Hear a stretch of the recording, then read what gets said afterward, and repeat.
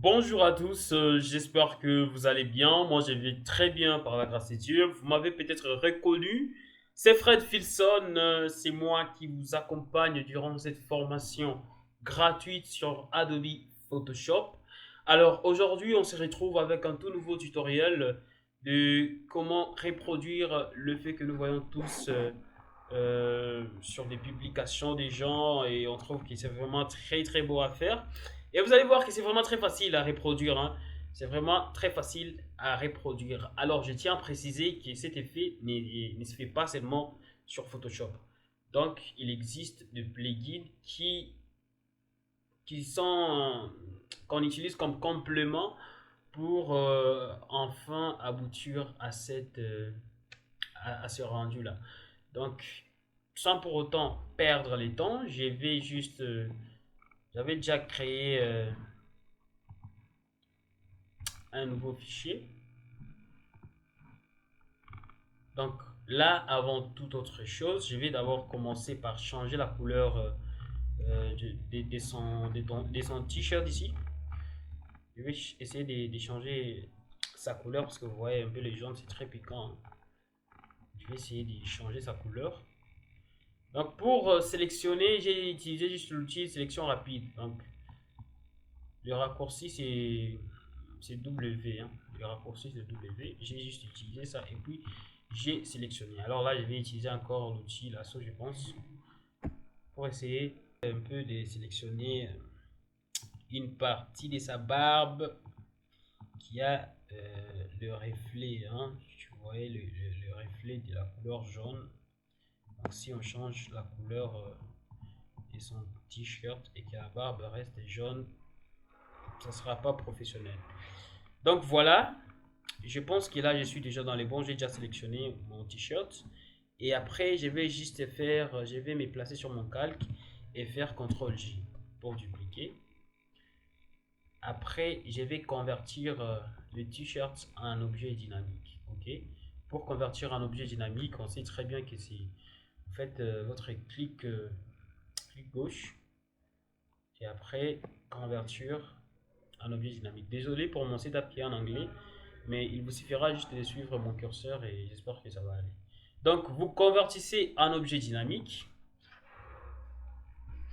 et après vous faites le raccourci CTRL U pour la saturation. Voilà, je vais essayer un peu de changer sa couleur, hein. Peut-être je vais repartir sur moins 50, je pense. Voilà, moins 45. Je pense que cet l'orange ici, et ça me va. Donc je vais cliquer sur OK. Donc là, c'est pas tout, hein. C'est pas tout. Je vais venir dupliquer encore ces mêmes calques. Et là, j'ai fait encore CTRL J pour dupliquer. Voilà.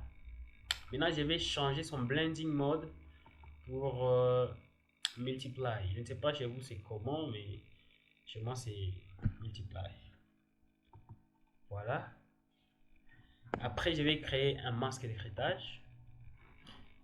Et puis, me placer sur le masque, hein. Je vais me placer correctement sur le masque et rassurez-vous que ce soit sélectionné.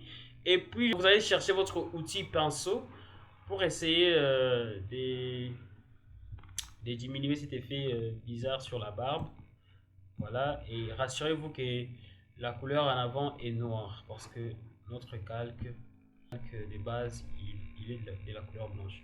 Donc je vais essayer de peindre, hein, pour ressortir cette couleur bizarre, bizarre là. Et puis l'opacité, hein, regardez bien l'opacité, ça doit être sur 50% et le flow de 100%. Voilà. Je vais essayer de peindre pour diminuer cet effet un peu bizarre sur la barbe. Voilà un truc du genre. Et puis les calques de dessous encore, je vais aussi créer un masque. Et puis après, peindre encore. Voilà. Pour avoir enfin un rendu qui est correct. Voilà, là je pense que je suis déjà dans les bons. Alors je vais fermer. Maintenant je vais essayer un peu de... Parce que j'ai mal sélectionné mon t-shirt, hein. Ici il y a encore du jaune. Je vais essayer de mettre tout en orange. Alors là, je vais partir sur mon clone et essayer de prendre la couleur qui est proche. Voilà, je vais prendre tous mes 3 calques et je vais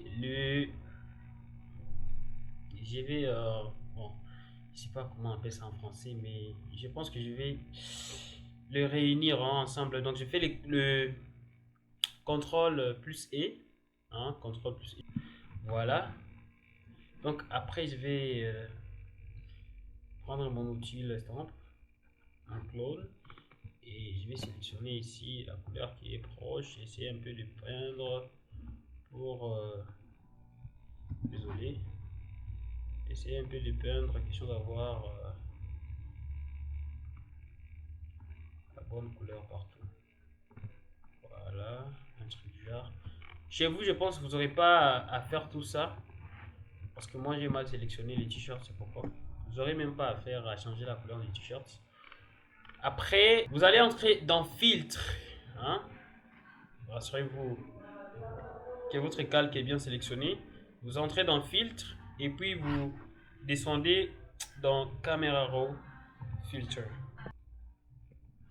Alors ici dans Camera Raw Filter, vous allez venir juste augmenter un peu la texture, un tout petit peu. La texture, je pense que moi je vais répartir sur 25. En disant sur 30. Texture. Donc vous entrez dans Camera Raw Filter. Vous mettez texture sur 30 et clarté sur 5. Et puis vous cliquez sur OK. Jusque là, il n'y a rien de grave. Hein. Jusque là, il n'y a rien de grave. Alors je vais essayer un peu de zoomer. Vous voyez que il n'y a rien de ce qui ressemble à ça. Voilà. Donc là, je vais encore prendre ce même calque. Je vais encore entrer dans le filtre. Maintenant, utiliser le fameux plugin Topaz Labs. Donc je vais entrer dans Topaz Labs et puis sur la première, voilà, Topaz Adjust. Et puis je clique. Vous attendez un peu que ça charge, parce que ça prend un tout petit peu du temps. Alors voilà, c'est réparti. Donc ici dans Topaz Labs, vous allez venir descendre sur Crisp, hein, sur Crisp. Regardez bien sur Crisp, non pas sur Clarity. Descendez sur Crisp. Vous voyez déjà les avant et les après, et les avant et les après. Et sur la luminosité adaptative, je pense que je vais encore ajouter un peu sur 50. Voilà. Et la région, je vais mettre ça sur 20. Donc vous allez essayer de jouer seulement avec ça. Question d'avoir un rendu qui est vraiment magnifique. Donc après, c'est pas tout. Vous allez descendre en bas, vous allez sur Details, donc détail. Encore, vous cliquez. Et puis les strengths. Hein, vous allez augmenter un tout petit peu jusqu'à 175. Et Detail Boats, vous augmentez encore jusqu'à 1.40. Donc si j'essaie un peu de zoomer, j'espère que vous voyez déjà la différence du avant-après. Avant-après. Voilà les gars, c'est très facile à reproduire. Après vous cliquez sur OK. Hein. Vous cliquez sur OK. Donc voilà notre fameux edit. Je pense que vous avez vu. Après, il y a d'autres manipulations juste pour essayer un peu d'harmoniser les trucs. De mon côté, je vais créer un nouveau calque de couleur unie.